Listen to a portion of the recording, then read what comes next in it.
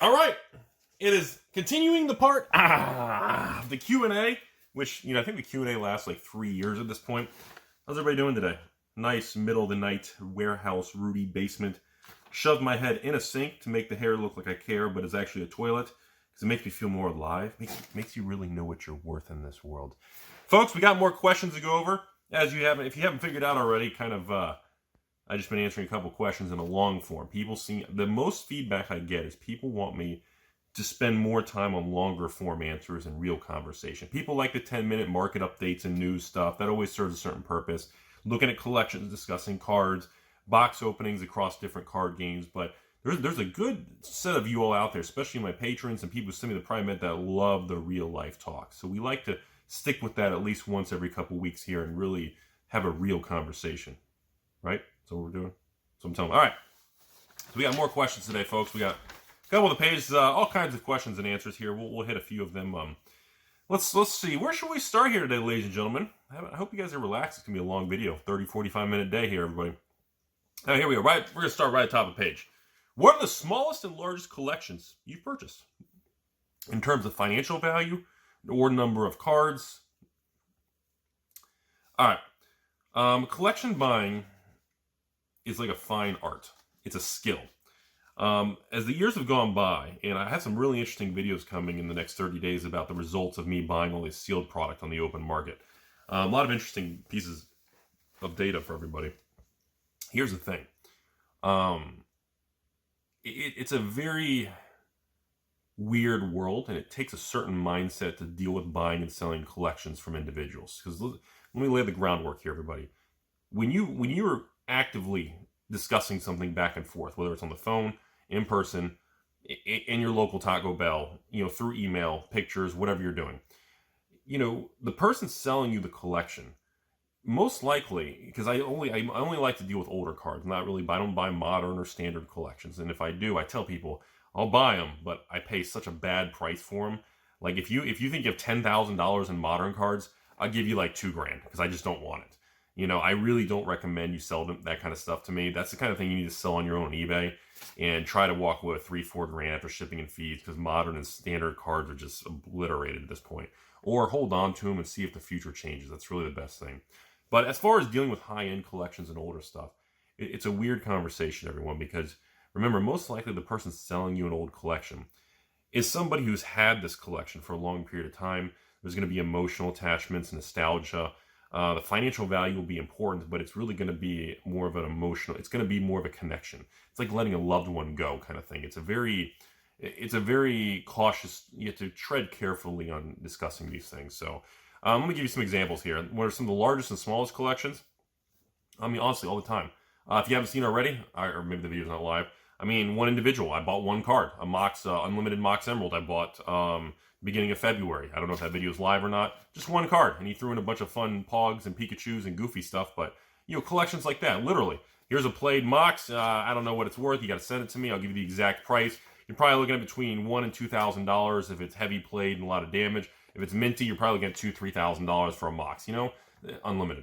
Just something like that, it's gotta be audited, because the biggest thing that you run into is people will actually get angry when you don't buy the collections.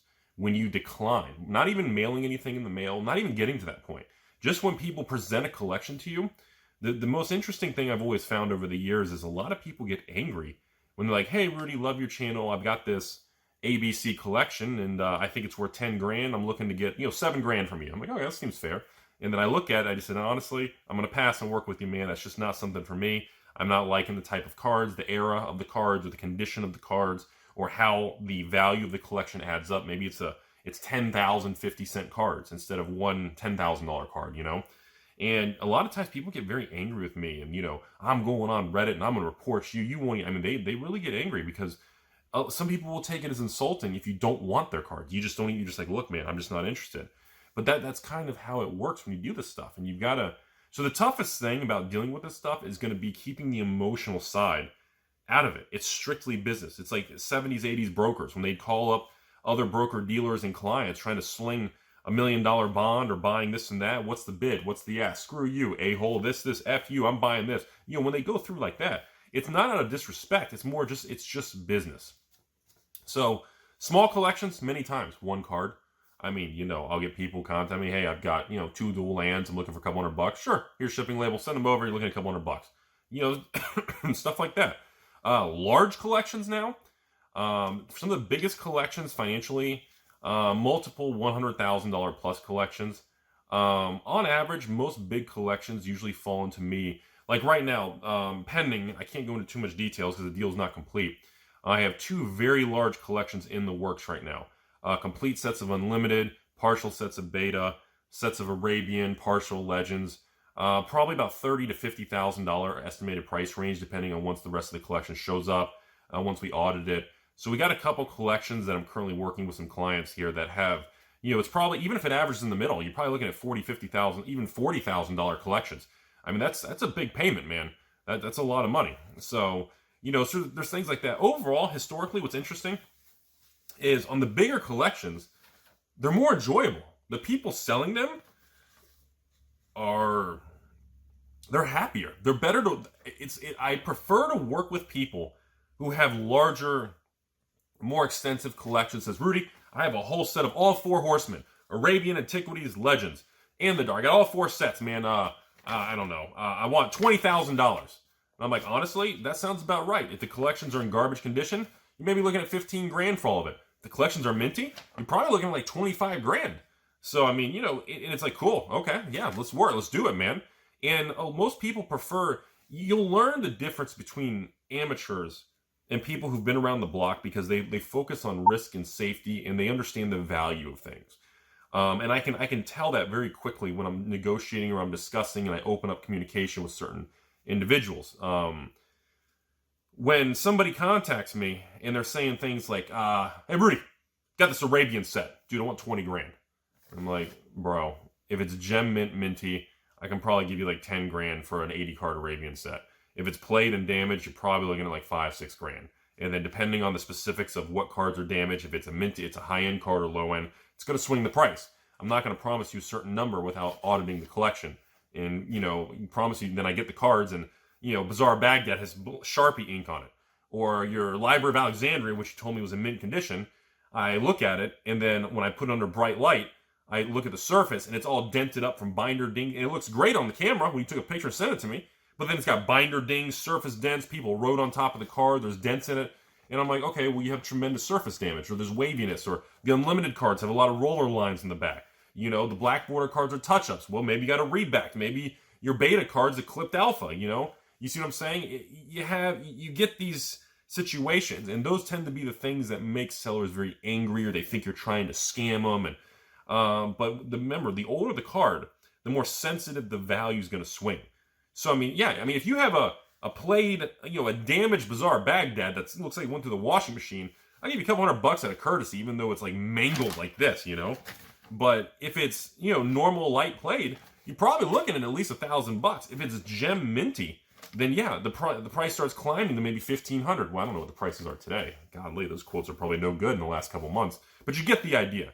So, you know, the swing on these older cards, it's like dealing with somebody, like the other, a little while ago, I bought, a guy had like 2 alpha dual lands, like a Savannah and a Bayou or something, alpha dual lands.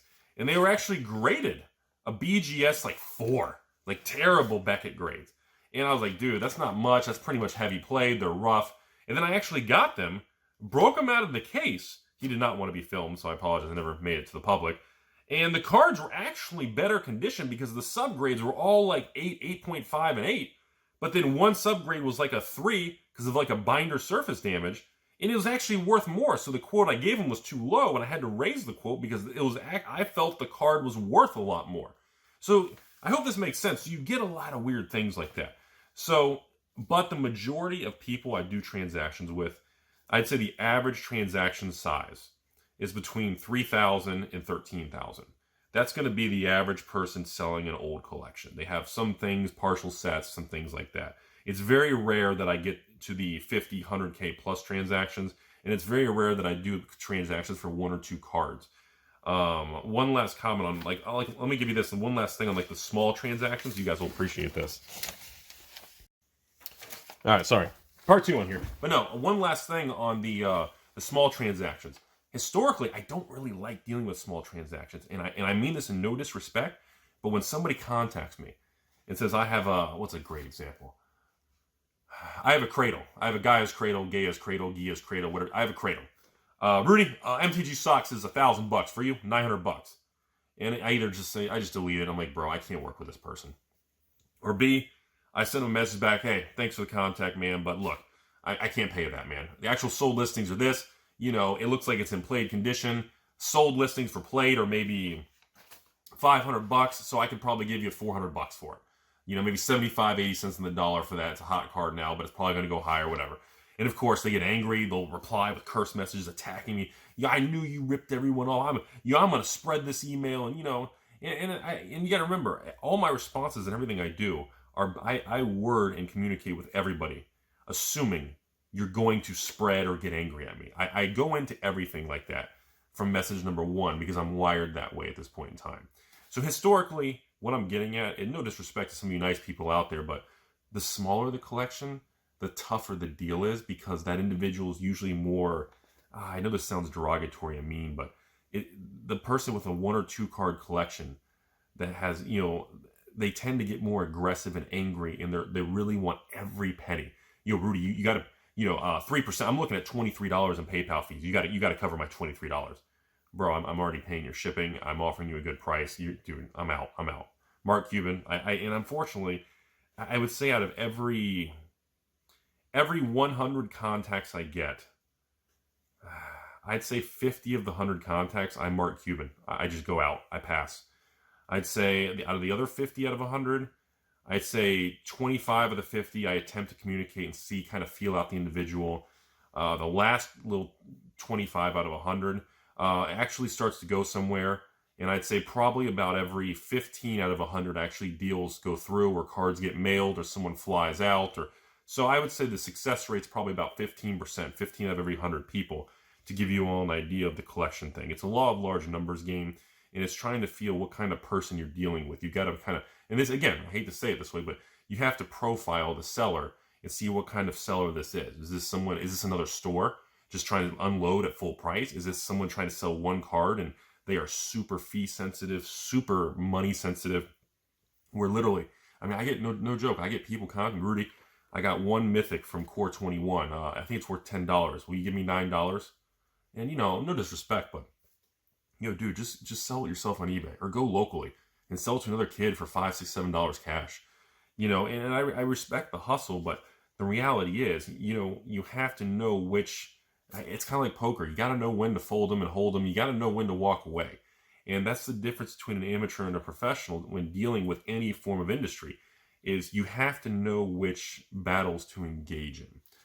And historically, the smaller the collection, the more price and fee sensitive the individual client is, which is more of a turnoff. And I don't really want to go that direction because it has a higher failure rate. And of course, unfortunately, folks, I don't do appraisals. I don't want people to mail a bunch of stuff just for me to pay me a couple $100s to audit it and give you I don't do that. I don't like the risk involved. I don't like shipping all this stuff back and forth. I don't like unnecessary risk.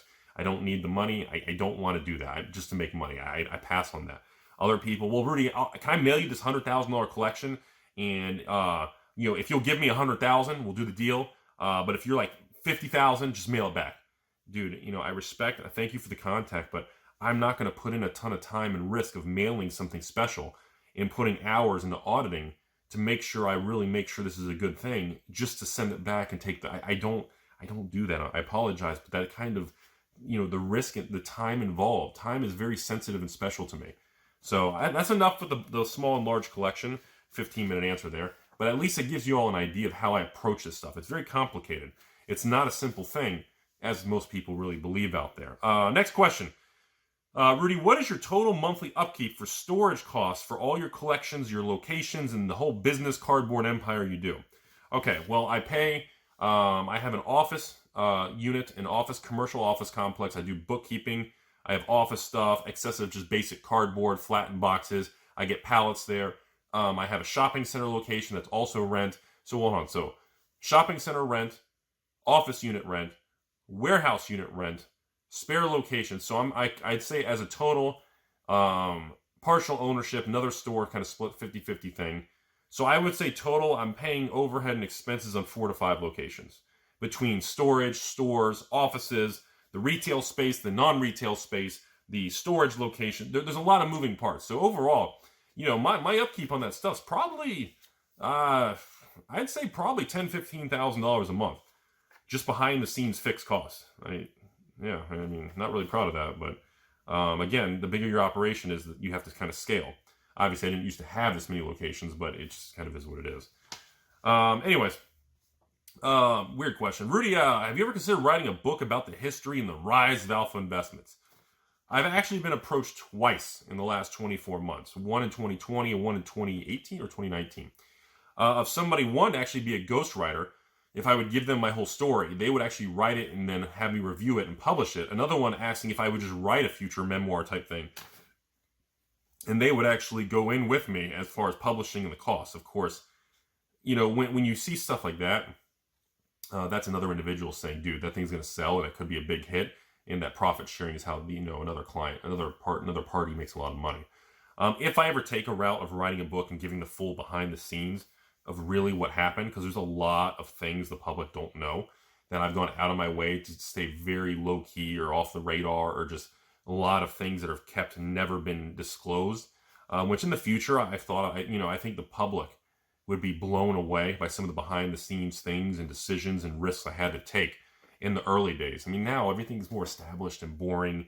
There's nothing shady going on. Everything's just kind of, you know, we just kind of, it's like Amazon or a big company or Starbucks. It's just another day, you just churn the machine, you know? But back in the day when I first started years ago, like when I first started doing distributors with a retail space in, like, oh my God, 2012, 2011? I don't remember when it was. And I first started doing this stuff. Oh my God, has that really been 10 years? Man, 10 years I've been working with distributors. Holy smoke, I didn't realize it was that long. God, time flies. And, you know, at the beginning I had, you know, money and kind of I had to do some creative things.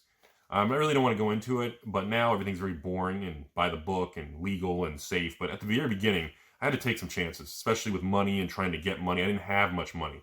When I started 10, 15 years ago, you know, my net worth was almost nothing, maybe like 10, 20,000.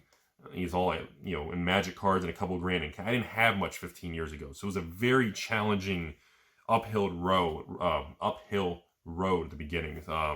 Now everything's established, stable, legal, by the book. It's boring. But as far as the book goes, I don't know. Sorry, I haven't made that decision. I'm leaning towards probably not, because again, I'm very low key. I believe it or not, for a YouTuber, I'm actually very low key.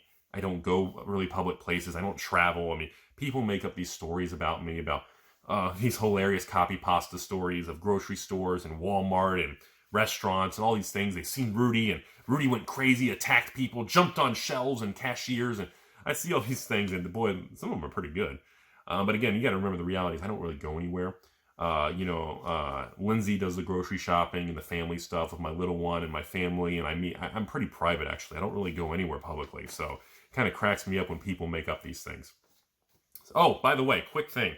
Remember, I do not communicate on any social media apps. I don't use any apps, any other websites, unless you communicated with me through AlphainvestmentsLLC at gmail.com. It's a scam. I just want to lay that out there. I've been meaning to bring that up again. Sorry about that. On the topic of me not going. Remember, I don't communicate with people through eBay. I don't communicate through people with Craigslist. I don't use social media. The only way you can communicate with me is through Patreon private direct messages or AlphainvestmentsLLC at gmail.com. If those were not one of the two places you communicated with me, you've been scammed, or it's a fraud, or it's people impersonating me. I don't play Magic Arena. I don't play any online games. Anybody using my name or anything out there, it's a scam. Just want to lay that out there. I need to bring that up in more videos. I get questions on that. I guess people get duped or something. I don't know what's going on. All right, let's go to some interesting things. What's the longest actual vacation you've taken since you started this? My Grand Prix Las Vegas trips with the Vintage Magic crew and all the amazing, great people back then. I miss a lot of that stuff, but it is what it is. Besides that, I work 7 days a week. I never skip a day. I never give up. It's a passion. It's a grind. I refuse to quit ever. So, yeah, I don't take vacations. Sorry. No exceptions. Wow, we're going to part 3, 30 minutes already? All right, here we go. Part 3. Jeez, I can't believe it. All right, next one. This is interesting. We're going to jump to an interesting question here. this a real question? All right, well, it's so late in the video, no one's watching anyway. Rudy, what crazy stories do you have about interacting with fans, men and women interactions? Okay, I'll disclose a little bit of this stuff. I don't know if this is surprising or not surprising to some of you. Believe it or not, I've actually run into people, especially even like the Vegas events years ago when I used to actually go in the Magic community stuff before, you know, the Magic community, even the event coordinators of Wizards and Channel Fireball pretty much indirectly told us we weren't wanted. So I said, all right, you're on your own, and I never went back. I actually had a lot of people I run into, a lot of guys I'd run into who said, you know, Rudy, hey, I bash you online. I'm trying to fit in with the community because it's negative. It's the wrong thing to say if I say I'm a fan of yours, but I just want to shake your hand. I love your videos, and it's nice that we have someone out there that's willing to take the hits and communicate and be honest whether people want to hear it or not. And I got a lot of that. I couldn't believe it. I've been in restaurants, even with family, and I've had people come up to me just eating dinner with like Lindsay, my fiance, my son, and my parents. People walked up and literally, you know, taking a picture, shaking my hand, thanked me for everything. Had people come up and buy me dinner, just saying, Rudy, you deserve it. Thank you for, you know, staying the course, no matter how much negativity or people say or bash you or, you know, ban you for saying your name. And I've had a lot of amazing positive things happen. It's really weird because when you see certain things online versus the real world, they're very different. Always remember that, folks. What you see and read on the internet does not reflect the real world. Never lose sight of that. That goes with all categories. The second part of the question, it's the fan interactions. And it says, you know, women ? So yes, as you can imagine, I've actually had a good handful of contacts from some pretty attractive women in the Magic world that have sent me private emails and messages and things, and some very attractive pictures, to say the least. Some not exactly fully clothed, and some very beautiful women in the Magic world. And this was back when I was doing the women t-shirts, and I was like, you know, Wizards says 40% of Magic players are women. Where are all these women? Are they just, do they get attacked and they don't want to be seen? Are they embarrassed? Like, and during that time period, I probably went about, even in the Vegas time, there was a couple times, even in the Vegas and even when I was in Las Vegas, I don't know if it was the first or second time, I even had one or two of the women actually email me while I was there saying, saw you today, here's like my phone number, here's my hotel room number. And these were, you know, I mean, if I was single, I would probably be in a lot of trouble. Thankfully, I'm in a relationship, so she keeps me out of trouble. I keep my life from being dramatic and troublesome. But yeah, I mean, I've been approached and with some gorgeous women in the Magic world for some tempting things, and I've obviously respectfully declined. But holy cow, there's some tempting moments. Let me just put it that way. I was just like, all right, Rudy, we're going to stay the course here, folks. No giggities. We're going to be good. So yes, I know some people I've had some weird questions like that, but even non, you know, physical, emotional, romantic related though, I've met a lot of amazing women in Magic. Believe it or not, I get, I'd say probably about, even now, once a month, I get women who even just contact me, just say, Rudy, you know, I'm one of your 3.69% women viewers, and you love your channel, and, you know, huge Magic collector fan. I'm kind of low key in the Magic world and everything going on. But, you know, just, hey, and I appreciate that. It's nice to see some really sharp, you know, strong women doing the Magic thing and collecting, investing. I think that's a pretty cool thing. And, but yeah, I've, you know, across the board though, I have been approached and met a lot of amazing, pretty cool chicks. I'm not going to lie. So it's really about it. Obviously, you know, didn't do anything shady and giggities, although it was tempting, but nothing ever came out of it because honestly, I didn't want my life to turn into turmoil, and because I'm kind of a public figure on YouTube, that's all I need. That would spread like wildfire if I did one thing. That would be like ridiculous wildfire. And obviously, I get enough tact online. Don't need to go there. So nothing ever came out of it, but yes, there were contacts and multiple women attempts in the Magic world. So strange question. Let's see here. Let's go on to the next question. Enough of that. That's a couple minutes wasted there. Let's see here. Oh, actually, yeah. Rudy, would you consider revisiting some old pieces of your YouTube channel that need updating and advice? Yes, this is something, if you haven't noticed, I've been doing a little lately, everybody, regarding some older videos like Commander 2018. What was the other one? Some of the old things I've been revisiting because the price has been skyrocketing. Revised Dual Lands. Yes, I'm in the process, and I do have more plans, continue to revisit a lot of my older videos where people made fun of me or bashed, me telling people to build a position in these older products in 2016, 2017, 2018, and now that's 2021. To see how the world unfolded, it's actually pretty interesting. So yes, we will be revisiting more older videos and throwback and nostalgia and be like, some people call them "I told you so" videos. Some people say, Rudy proving his point. But I think while that is true, it serves a very important purpose because a lot of people watching the channel today weren't around in Magic or the community or YouTube 3 years ago, and they don't even know those videos exist. You have to remember, my YouTube channel is approaching like 2,000 videos. The average person has never seen 50, 60, 70% of the videos, especially some video 800 videos ago, 3 years ago. I mean, that only has 20, 30,000 views when the channel was new. Everybody watching today doesn't even know that exists. So yes, we're going to do more things like that. I really like those type of videos because it makes you step back and reevaluate how you saw things. What did I get wrong? Why did I feel that way? Why did I get it right? Why did I get it wrong? Yeah. What is with the girl questions today? Rudy's ex-girlfriend. Is it just a meme or is she real? You named her Sarah once. Will she ever make a real life appearance in a box? Okay. At least we're late in the video. No one's watching. The views are probably down to 1%. Yes, the infamous Sarah is a real woman. Very attractive, very beautiful woman. We were together and met when I was in high school. She was a next door neighbor. It's a very volatile, crazy story where I just mentally got wrecked. And it took me literally 10, 15 years to probably overcome and stabilize. No joke. So literally probably about 5 to 6 years ago, I finally got over all that stuff when I was like 18 range. It was a very challenging thing, folks. So yes, Sarah is real. I assume she has no idea what happened to me because no joke, folks. Listen to this. Remember, she ended up going with somebody else. That individual was like a police officer. Well, she was like 20 years old. This guy was like 40. And I don't know whatever happened.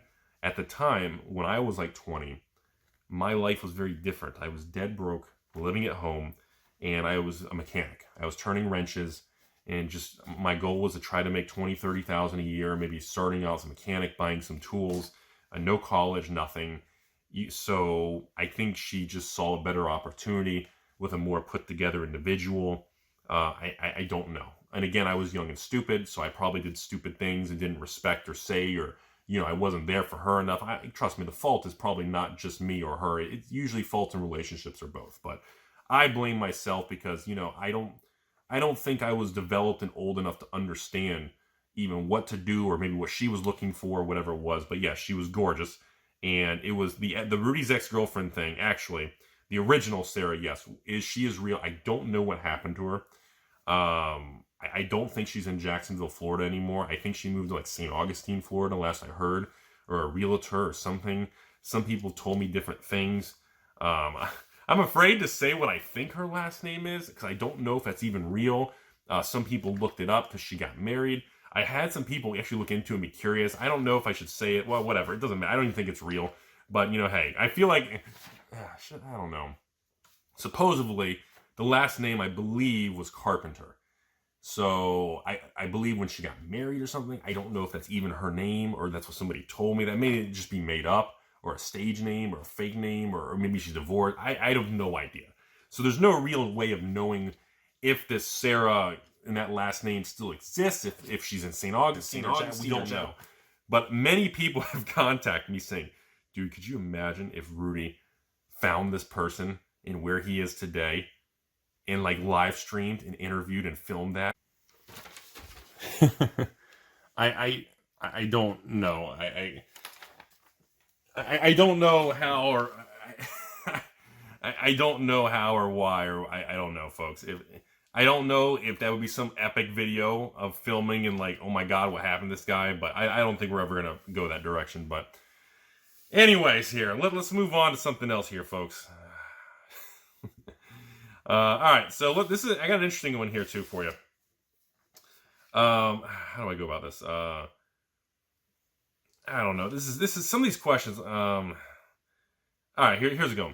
Okay, so I have so many questions. Don't mean I don't know. This guy asked like multiple questions. Are there things you would like to change or feel should be changed in Magic from Wizards or the secondary market? So we're going to end today's video on more of a Magic thing like this. So let me wrap this up for you folks.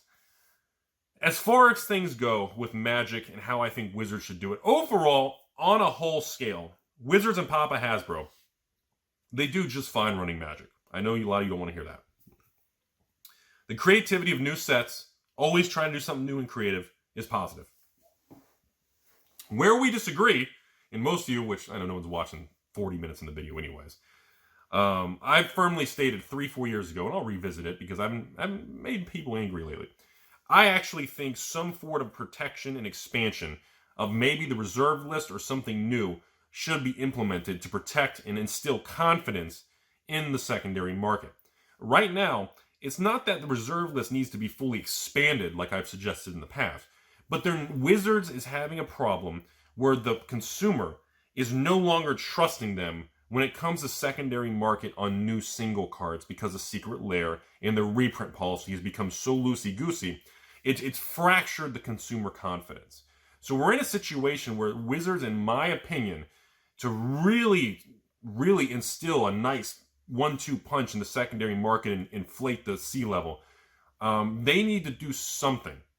I don't know if it's expand the reserve list, which is very drastic, because my original thing from years ago, which a lot of you may or may not be around to see that video, I had suggested if I was running Wizards of the Coast, I would actually expand the reserve list. I know this is going to make a lot of people angry, but it's the end of the video, so whatever. But when I say expand the reserve list, I don't mean crazy. I'm talking literally, like very, like literally, like you add a single card to the reserve list like once every, 1 month or 1 quarter or 1 year. In other words, something that stabilizes, or like a transitional period. Like a card after it's reprinted 3 times, it can never be reprinted again. So in other words, and you see, okay, so if the card booms, it can be reprinted. If it booms again, it can be reprinted a 3rd time, and then, okay, we've reprinted it 3 times. So you don't have a situation where Tarmogoyf's reprinted 1 million times and obliterated. Things like that. But again, this goes against the concept of people who want things to be more socialism style and at very low prices versus people who want value in secondary market. They want to run an LGS, stock single cards, flip cards, make money in the business side of the game card world. It's a very complicated thing. So, in my opinion, I don't have the set perfect answer of how that should be navigated, but I firmly do believe, and we'll revisit this in a special video, that something needs to be done to reinstill the confidence in newer cards so that you don't have a new card that's reprinted in Jumpstart, a core set, Secret Lair variant. You have 3 reprints in 12 months or 24 months. It's just mind-blowingly stupid. So things like that need to be implemented to make people feel more confident on spending money. It's because Wizards wants to sell premium-priced, more expensive cards. In order for Wizards to do that, they need to have the market confident of what they're buying at these higher prices will be worth. It has that value. And right now, that skepticism is like a virus. And that skepticism is continuing to spread. And as that skepticism gains momentum and negativity, it can damage the game. And on newer cards, you can have Kaldheim, expected value of a Kaldheim standard draft box, $50, at release. Oh God, can you imagine when allocation period ends? So that's what I'm getting at, folks. Those are the things that I'm referring to on the importance of being careful, paying attention, and Wizards, there's going to be times where Wizards is going to have to really change course to make the public feel better, I guess. I don't know. That's all I got today. What a video. Boy, all kinds of stuff. Books, Rudy's history, guys and chicks and magic, Rudy's the infamous X, expanding the reserve list. Good video today. Good video, folks. We're going to cut it off here. We'll be 30, 40 minutes in. Have a great day. Thanks for watching. Don't forget the thumbs down.